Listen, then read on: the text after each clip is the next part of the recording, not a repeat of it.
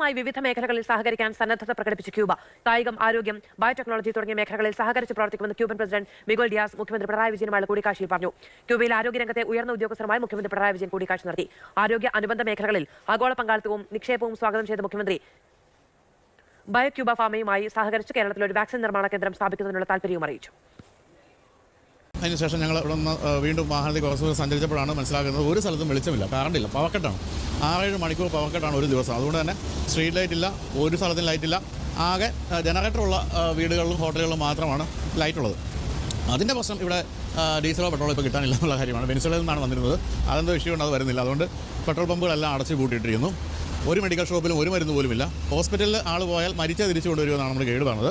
എന്നാൽ ഒരു കാര്യവും വെളിയിൽ പറയാനുള്ള സ്വാതന്ത്ര്യം ഇവർക്കില്ല. കാരണം ഇപ്പോഴും ഇതൊരു സോഷ്യലിസ്റ്റ് ഗവൺമെൻറ് ഭരിക്കുന്ന സ്ഥലമാണ്. എങ്ങാനും ഗവൺമെൻറ്റിനെതിരായിട്ട് സംസാരിക്കുകയാണെങ്കിൽ 30 വർഷം വരെ തടവ് കിട്ടാവുന്ന കുറ്റമാണ്. മീഡിയ എല്ലാം തന്നെ സ്റ്റേറ്റ് ഓൺഡ് ആണ്. അതുകൊണ്ട് തന്നെ ഒരു തരത്തിലും നിങ്ങൾക്ക് മറ്റൊരു വിവരങ്ങളും അറിയാനുള്ള മാർഗ്ഗമില്ല. 27